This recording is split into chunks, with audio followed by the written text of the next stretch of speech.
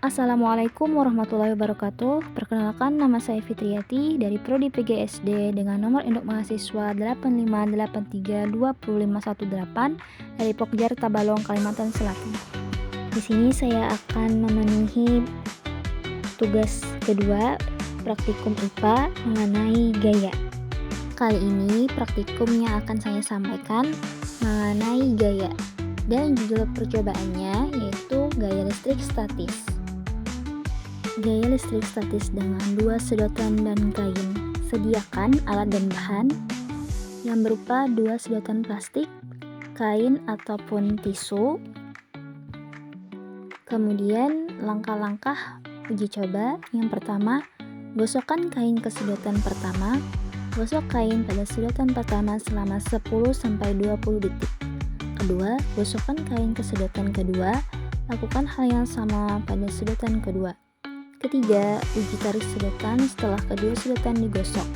Ikatkan sedotan satu sama lain, amati apakah ada daya tarik atau tolak antara kedua sedotan. Dan setelah digosok, satu sedotan akan bermuatan negatif dan yang lainnya positif, menyebabkan gaya tarik. Jika kedua sedotan mempunyai muatan yang sama, mereka akan saling tolak. Ini adalah demonstrasi gaya listrik statis. Sekian video praktikum tugas kedua yang saya sampaikan. Terima kasih. Wassalamualaikum warahmatullahi wabarakatuh.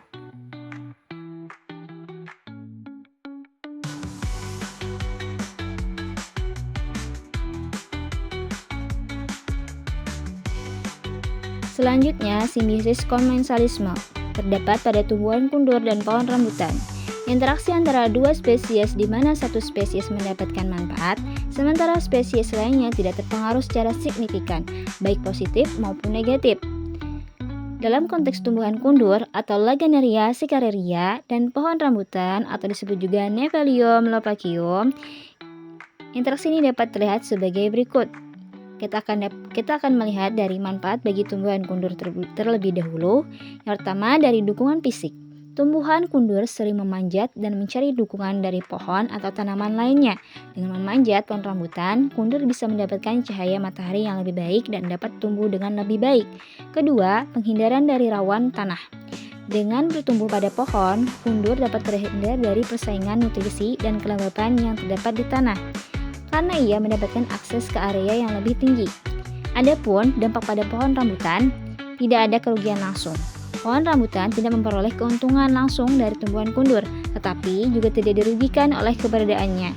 Jadi, rambutan tidak terpengaruh secara negatif atau oleh keberadaan kundur. Kesimpulannya, dalam interaksi ini, tumbuhan kundur mendapatkan keuntungan dari dukungan fisik dan akses ke sinar matahari, sementara pohon rambutan tetap tidak terpengaruh oleh kehadiran tumbuhan kundur. Oleh karena itu, hubungan ini dianggap sebagai contoh simbiosis komensalisme.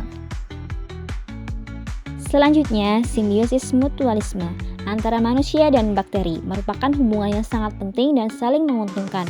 Dalam konteks ini, bakteri, khususnya yang hidup di tubuh manusia, memberikan manfaat bagi kesehatan dan kesejahteraan manusia.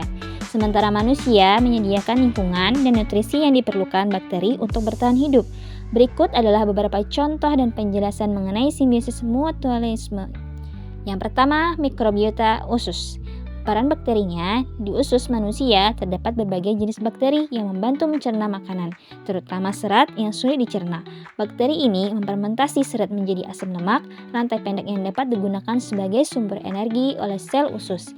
Manfaat bagi manusia, proses ini tidak hanya membantu dalam pencernaan, tetapi juga mendukung kesehatan usus, memperkuat sistem kekebalan tubuh, dan mencegah pertumbuhan bakteri patogen. Kedua, sintesis vitamin. Peran bakterinya, beberapa bakteri dalam mikrobiota usus dapat memproduksi vitamin seperti vitamin K dan beberapa vitamin B, di antaranya B12, B7, dan B9. Manfaat bagi manusia, vitamin-vitamin ini penting untuk berbagai fungsi tubuh, termasuk pembekuan darah dan metabolisme. Ketiga, sistem kekebalan tubuh. Peran bakterinya, bakteri baik melatih dan memperkuat sistem kekebalan tubuh dengan mengajarkan tubuh bagaimana mengenali dan merespon patogen. Manfaat bagi manusia, kehadiran bakteri baik mengurangi risiko infeksi dan penyakit autoimun. Keempat, pencegahan penyakit.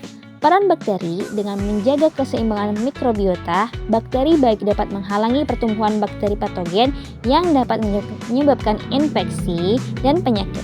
Manfaat bagi manusia, ini membantu menjaga kesehatan secara keseluruhan dan dapat mengurangi insiden penyakit gastrointestinal.